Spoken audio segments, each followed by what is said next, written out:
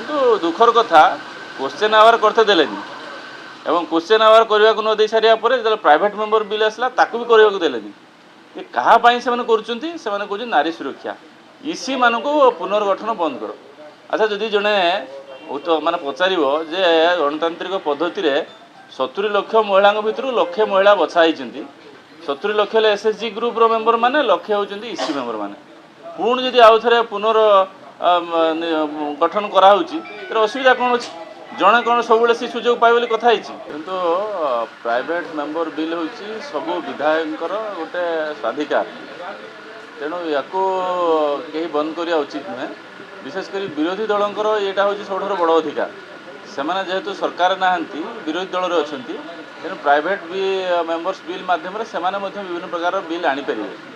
ତେଣୁ ଆଜି ଯେଉଁ ବିଲ୍ ଆଗତ କରାହେଇଥିଲା ଯେ ପ୍ରିଭେନ୍ସନ୍ ଅଫ୍ କାଉ ସଲ୍ଟର ଆଣ୍ଡ ପ୍ରିଜର୍ଭେସନ୍ ଅଫ୍ କେଟେଲ୍, ଏଇ ଉପରେ ଗୋଟେ ବିଲ୍ ପ୍ରାଇଭେଟ୍ ମେମ୍ବର୍ସ ବିଲ୍ ଅଣାହେଇଥିଲା। ସେଟା ଉପରେ ଆଲୋଚନା ଚାଲିଥିଲା ବେଳେ ବିରୋଧୀ ଦଳମାନେ ଆସିକି ହାଉ ହଲ୍ଲା କଲେ ଏବଂ କିଛି କଥା ଶୁଣିନଥିଲେ।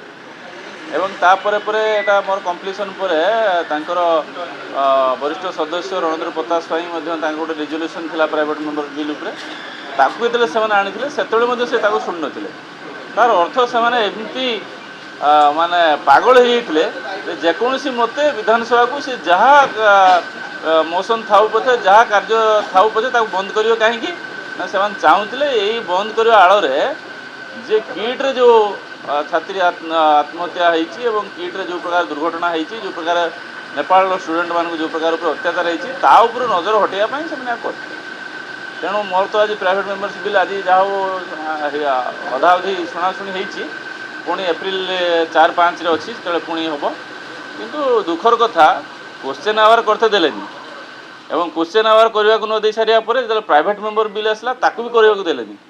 ଏ କାହା ପାଇଁ ସେମାନେ କରୁଛନ୍ତି? ସେମାନେ କହୁଛନ୍ତି ନାରୀ ସୁରକ୍ଷା, ଇସି ମାନଙ୍କୁ ପୁନର୍ଗଠନ ବନ୍ଦ କର।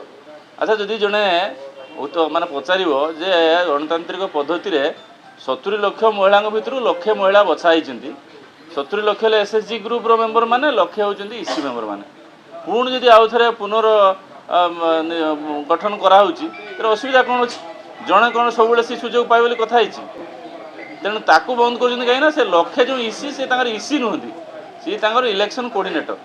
ତାଙ୍କ ନିର୍ବାଚନରେ ତାଙ୍କୁ ସାହାଯ୍ୟ କରୁଥିଲେ। ତାଙ୍କୁ ଯେତେବେଳେ କିଛି ବଦଳିକି ଆଉ କାହାକୁ କରାଯିବା ପାଇଁ ଭାବୁଛନ୍ତି, ତେଣୁ ସରକାର ଗୋଟେ ନୂଆ ଆଇନ ଆଣିଛନ୍ତି।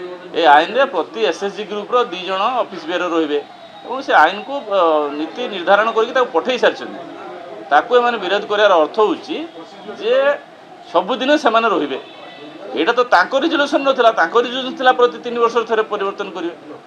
ତେଣୁ ସେଇଟାକୁ ଯଦି ପୁନର୍ଗଠନ ଯଦି ପ୍ରକ୍ରିୟାଟାକୁ ଗୋଟେ ଯଦି ମେନସନ୍ କରାହେଇଛି, ତାକୁ ଏମାନେ ବିରୋଧ କରୁଛନ୍ତି ଏଥିପାଇଁ ଯେ ଯେମାନେ ଅଛନ୍ତି ଏ 70,000 କଥାକୁ ସେମାନେ ଶୁଣିବେନି, 70 ଲକ୍ଷଙ୍କର କଥା ଶୁଣିବେନି, ଲକ୍ଷଙ୍କର କଥା ଶୁଣିବେ। ତେଣୁ ଯେଉଁମାନେ ଆଗରୁ ସୁଯୋଗ ପାଇନାହାନ୍ତି ସେମାନେ ସୁଯୋଗ ପାଇବେ, ପୁଣି ନେକ୍ସଟ 3 ବର୍ଷ ପରେ ପୁଣି ଆଉ ଥରେ ସୁଯୋଗ ପାଇବେ। ତେଣୁ ଇଏ ଗୋଟେ ଗଣତାନ୍ତ୍ରିକ ଭିତ୍ତିରେ ହେବ। ତେଣୁ ଗଣତନ୍ତ୍ରକୁ ହତ୍ୟା କରିବାର ଯଦି ବ୍ୟବସ୍ଥା, ଆଉ ଯଦି ହିଟଲରୀ ଶାସନ କାହା ପାଖରେ ଶିଖିବେ ତାହେଲେ ବିଜୁ ଜନତା ଦଳ ପାଖରୁ ଶିଖିବେ।